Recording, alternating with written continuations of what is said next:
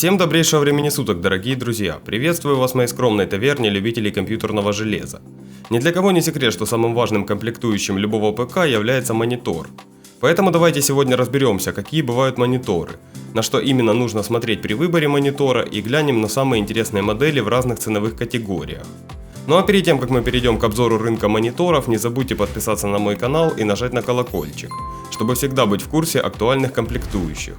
А все ссылки на мониторы из этого ролика вы сможете найти в закрепленном комментарии.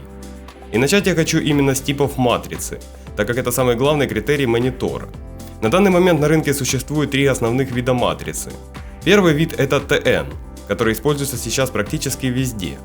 Этот тип имеет самые маленькие задержки вывода изображения, но в то же время имеет не самые красивые цвета и очень сильно искажается, если смотреть на монитор под углом. Сейчас на рынке полным-полно таких мониторов, но брать я их вам категорически не советую, так как за примерно те же деньги можно взять более лучший тип матрицы. А вот лучшим вариантом будут следующие два вида матриц, это VA и IPS. Такие мониторы уже имеют красивую картинку, но за маленькую задержку таких моников уже придется слегка заплатить. В общем, тип матрицы является по сути ключевым параметром при выборе монитора. А дальше при выборе стоит обратить внимание еще на разрешение экрана. Сейчас самое актуальное разрешение это Full HD или 1920 на 1080. Но на рынке есть мониторы и с большим разрешением. Но нужно учитывать, что какой-нибудь монитор 4К имеет смысл брать только если у вас очень мощная видеокарта. Затем, когда вы разобрались с типом матрицы и разрешением, стоит взглянуть на задержку и количество герц. Как правило, сейчас большинство мониторов на 60 или 75 Гц. Но есть и игровые варианты на 144 Гц или 240. Однако на нормальных матрицах стоят такие мониторы очень дорого, а брать матрицу TN с большой герцовкой не самая лучшая затея. Ну и задержка это время отклика монитора на какое-то действие. И лучше всего, чтобы это значение было равно 1 миллисекунде. Но по деньгам качественный монитор с такой задержкой выйдет очень дорого, поэтому лучше переплатить именно за качественную матрицу и наслаждаться хорошей картинкой, чем сидеть на TN с малой задержкой. Ну и последнее, на что стоит обратить внимание, это на разъемы. Дорогие мониторы, как правило, имеют все необходимые разъемы, а вот в дешевых моделях очень часто любят ставить один VGA. Поэтому стоит обратить внимание, чтобы был хотя бы один цифровой разъем. Ну и давайте посмотрим, какие удачные мониторы сейчас можно взять на рынке. Я, как обычно, сделал подборку по возрастанию цены, ну и ссылки на все моники будут идти в таком же порядке. И самой доступной моделью на рынке сейчас можно отметить монитор LG с диагональю 21,5 дюйма. Он, конечно, имеет не самый лучший внешний вид, но в то же время имеет хорошую IPS-матрицу с откликом 5 миллисекунд и частоту обновления экрана 60 Гц. Единственное, что цифровой выход тут только DVI, и провода в комплекте нету. Но для самого бюджетного моника и этого хватит. Также можно отметить обновленную модель этого моника. Она уже выглядит более современной и имеет на борту HDMI. А также частота обновления экрана здесь уже составляет 75 Гц, а не 60 как в прошлой модели. Однако переплатить за это все тоже придется, но переплата вполне оправдана. Ну а если вы хотите диагональ больше 22 дюймов, то можно взять неплохую модельку от Asus на 24 дюйма. Это тоже Full HD 60 Гц, но матрицей VA. У него, правда, нет HDMI, но зато есть разъем DVI, и провод тут идет сразу в комплекте.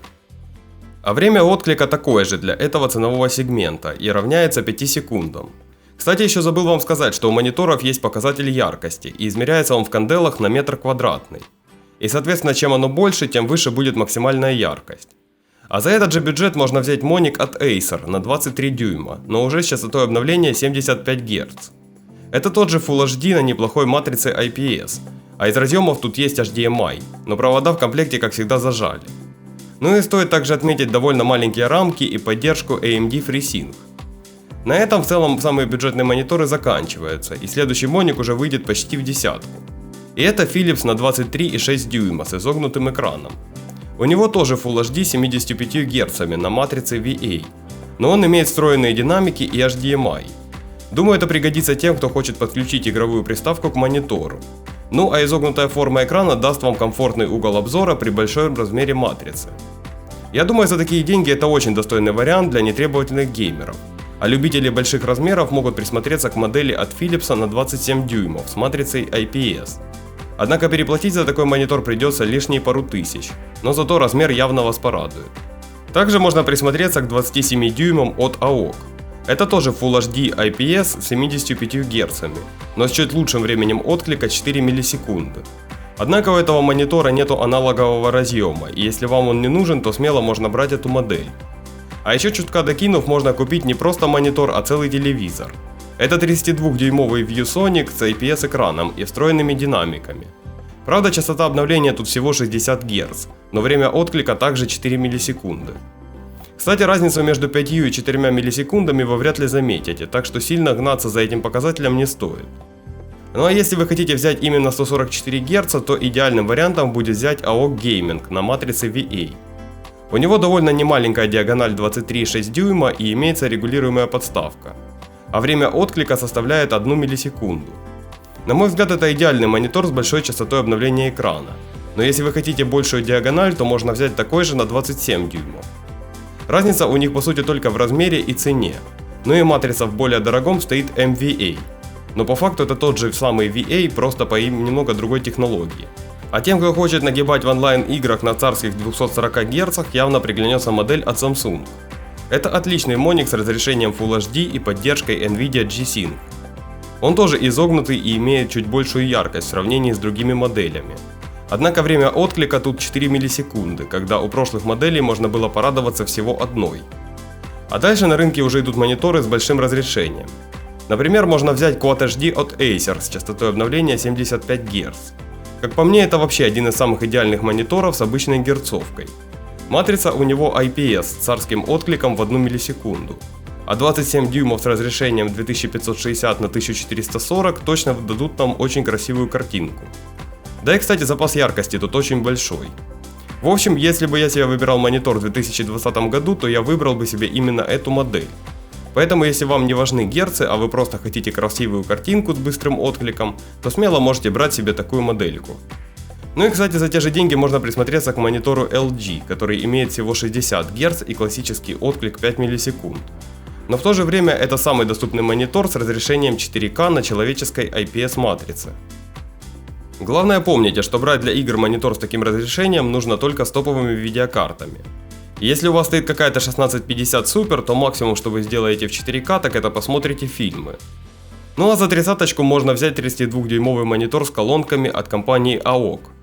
Это тоже монитор с разрешением 4К, но наличие динамиков и хорошая диагональ делают его очень удачным приобретением, если у вас есть консоль с поддержкой 4К. Ну и можно присмотреться к модели от LG, примерно с такими же характеристиками. Эти моники отлично подойдут для консолей или если у вас действительно мощный ПК, который спокойно вывезет игры в таком разрешении. А самый лучший монитор на рынке, который сейчас можно найти, это 49-дюймовый Asus ROG Strix. Тут есть все, что нужно геймеру. 144 Гц, разрешение 4К, топовая яркость 450 кандел на метр квадратный, ну и адекватная матрица VA. Правда, отдать за такое добро придется сумасшедшие деньги, но такой моник будет именно с запасом на будущее, так как сейчас мало игр можно запустить с большим количеством кадров, да еще и в 4К. Но помните, что с толпа такой монитор должен быть очень большой. В общем, вот такой вот топ мониторов у меня получилось сделать. Я попытался максимально затронуть все ценовые категории, чтобы вы могли подобрать качественный монитор под ваш бюджет. Ну а если у вас есть какой-то вопрос по сборке ПК, то вы всегда можете написать мне его в комментариях или в сообщениях моей группы в ВК.